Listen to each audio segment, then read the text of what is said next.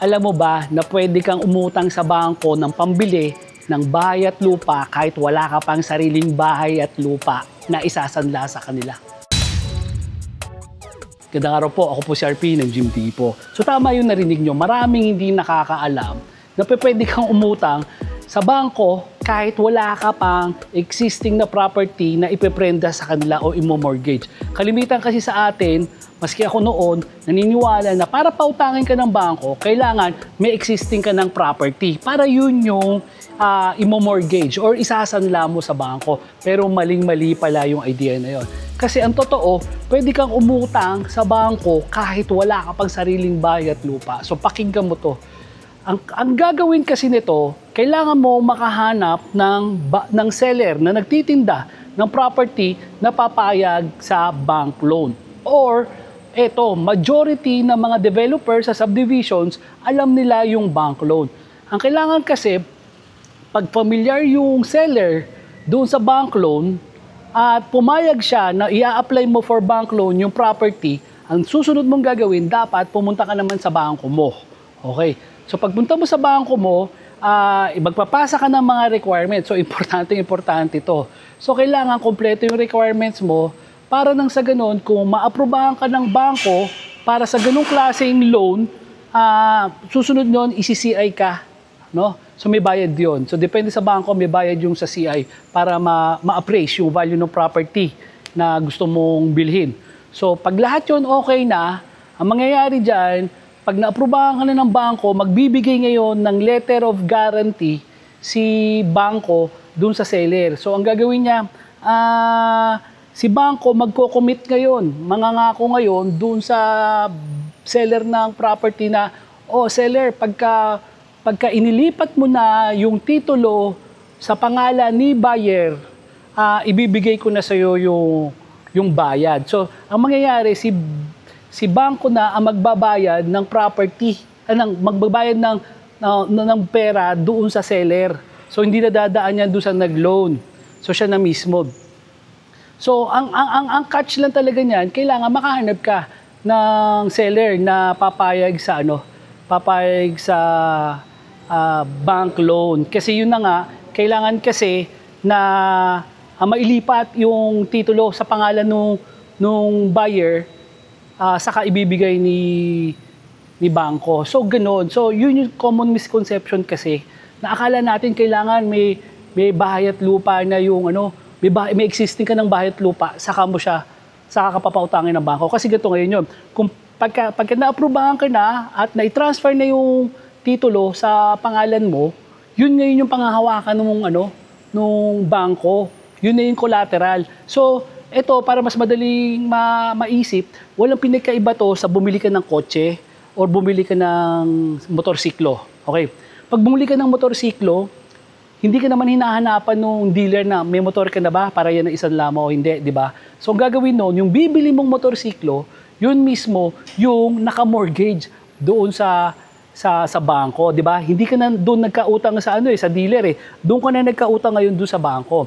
So si bangko, tinatatakan naman yung likod ng rehistro para yun yung naka-mortgage sa kanya. So ganun din pagka umutang ka ng property sa bangko. Kahit wala kang existing na property, pwede ka pa rin umutang kasi yung pinayagan kang utangin mo na property, yun yung magiging collateral. So, ang importante kasi nito, kung malalaman mo to, ngayon, baka mas lalo lumakas ang loob mo na umutang sa bangko. Pero ito yun, di ba?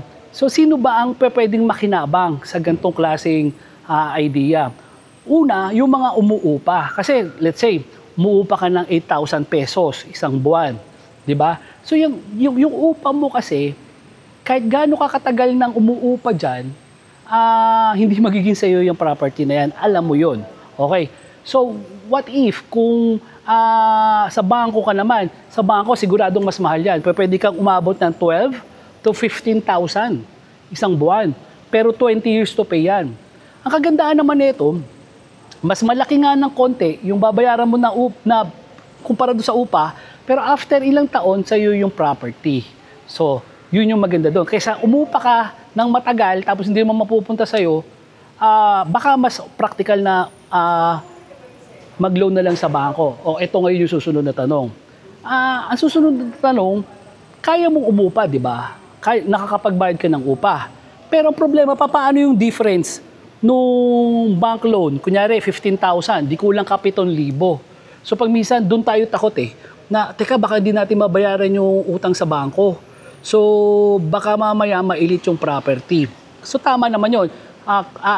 Normal na consequence yun. So kaya ito yung maisasuggest ko sa inyo. So yung maisasuggest ko sa inyo is kung ano mismo yung ginawa ko. Kagaya na sabi ko, wala akong pinipreach dito sa video ko na to na hindi ko personal na experience. So ang ginawa ko, pakita natin, umutang ako ng bahay way back 2019. Bahay at lupa to, ganun-ganun din. Bank loan, home loan, binayaran ni bangko si seller para dun sa letter of guarantee. So pakita natin yung bahay at saka yung loan, na-aprobahan ako 2019, di ba? So yung bahay na yon, wala ako sariling bahay nung mga panahon na yon . So ang ginawa ko, yung bahay na yon, niligyan ko ng maliit na gym. Pakita natin yung maliit na gym na yon. 30 square meters na gym yan. So yung 30 square meters na gym na yan, yan yung tumulong sa akin para makapagbayad. Sa maniwalat ka sa hindi, actually halos yung kita ng gym mismo ang nagbayad ng property ko. So isipin mo, may bahay na ako, may negosyo na ako, pero nagbabayad ng utang ko doon sa bangko is yung kita ng gym.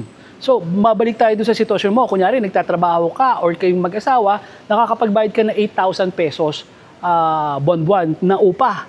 Ngayon, gusto mong umutang sa bangko, kailangan mo pa ng additional 7,000 pesos. So, pwede kang magnegosyo. Hindi ko naman sinasabing gym lang yung option, pero pwede kang magtayo na sari-sari store, ng karinderya, o kung ano pa man na business na pwede mo ilagay doon. Pero kung naghahanap ka ng business na hindi mo masyadong aasikasuhin at hindi ayaw mo ng araw-araw may binibili kang mga inventaryo, pwede ka magtayo ng gym kagaya ng ginawa ko. So ang kagandahan kasi ng gym, isang beses ka lang magkakapital Then that's it. Tapos pasok na lang ng pasok yung mga tao dito sa gym mo. At sinisigurado ko sa iyo kung 7,000 pesos lang ang kailangan mong abonohan buwan-buwan, kayang-kayang kitain ng gym business yan. Bakit? Kasi sa experience ko ito way back 2008 pa, doon sa kauna-unahang gym ko. Ang pinakamaliit na pwede kong kitain doon sa home gym ko, sa garage gym ko, is 500 pesos isang araw. 500 pesos, hindi imposible yan, lalo na ngayong panahon na to. Bakit? Kasi maningil ka na ng 40 pesos or 50 pesos per session, 10 tao lang yun Isang araw, 500 pesos na yun. Alam naman natin na mahigit 10 yung mga nagji-gym sa kahit ganung kaliit na yon sa araw-araw. So, kung 500 pesos ang minimum mo araw-araw doon sa gym na yon, 15,000 pesos yon. So, which is enough na. Isipin mo, kung 15,000 ang kinikita ng gym na yon, baka yung kita ng gym na mismo ay nagbabayad nung property mo, nung utang mo. At ngayon, yung 8,000 na budget mo, pangbayad ng upa, natitipid mo ngayon sa iyo na napupunta. Anong maganda doon? Nagkaroon ka ngayon ng bahay at lupa, sarili mo, nang wala kang, na at least, mapupunta sa iyo yung property na yun, pero hindi ikaw yung nagbabayad ng property na yun, di ba? So yun yung kagandahan nung ganong klase. Pero ito, hindi talaga to para sa lahat. Palakasan na loob to, talaga. Palakasan ng loob. Kaya ako, mas may isasuggest ko, okay lang umutang ng bahay at lupa di ba?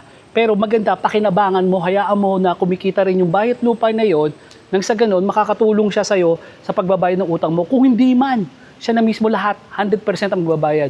Kayang-kaya yan. Alam mo, hindi imposible yan. Pakita natin yung Awings Gym.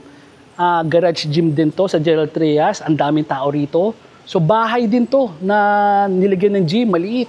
Tapos yung The Amsterdam Gym sa San Pablo, Laguna. Ito, former OFW yung may-ari. Nag-retire sa Pilipinas, nagtayo ng gym. So yung gym na ngayon yung source of retirement niya. So, yun yung sasabi ko na malaki yung potential, lalo na kung sarili mo yung property, kung magninegosyo ko ng gym. At bago ko tapusin, itong nakikita nyo sa likod kasi, yung The Gym Republic Tarlac City. So, ito yung kauna-una branch ng The Gym Republic. So, ito, nasa 800 square meters yung laki. Tapos, may 200 square meters tayo na parking sa labas. So, maluwag yung parking sa labas. So, imagine mo, ngayon may 800 square meters tayo na branch. Samantala, ang kauna-unang Gym Republic, 30 square meters lang. Garahe lang, ganun kaliit. So pwede. Tapos nagsimula lang tayo sa bahay, pakita uli natin.